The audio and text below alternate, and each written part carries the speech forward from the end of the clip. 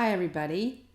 I just wanted to touch base with you after today's wonderful synchronous session with Lisa and Smadar and give you a little direction as we move towards our last week, which is asking us to focus on looking back and looking forward. So basically, reflection and pulling everything together that you've learned so far in this really enriching course. I wanted to give you a little bit of background information about why I chose to work on reflection.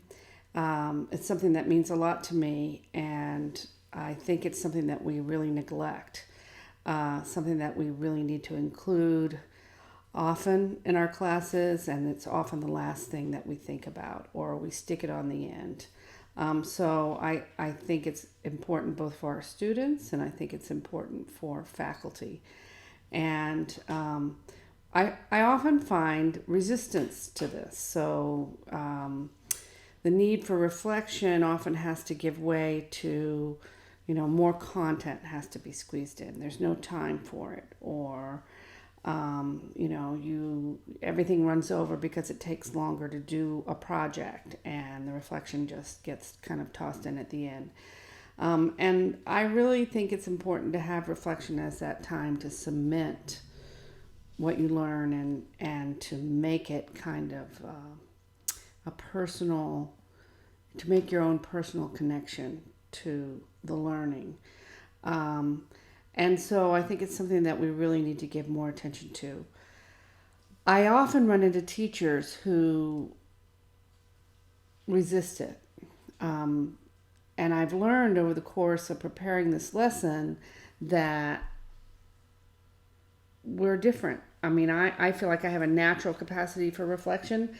And I've learned that, just like there are other learning styles, some people are more reflective than other people. And so I've had to modify my views on that. But that doesn't mean we shouldn't reflect, that we shouldn't get there. It may just be different for different kinds of learners. Reflecting might be different for different kinds of reflectors. So I want you to think about these things. I think about the teachers that I run into who say they don't have time to reflect. They need that kind of personal space and quiet to make an opportunity to reflect. I also run into teachers who really resist written reflection, documenting their reflections. And some of it's worry about being transparent, but some of it's also that's not how they express themselves. And so I really want you to think about that. And I want you to think about those things theoretically, but I also want you to think about those things with regard to your own personal growth. And as we go into the week, give yourself permission to have what you need to reflect about what you've learned over the course of these 10 weeks.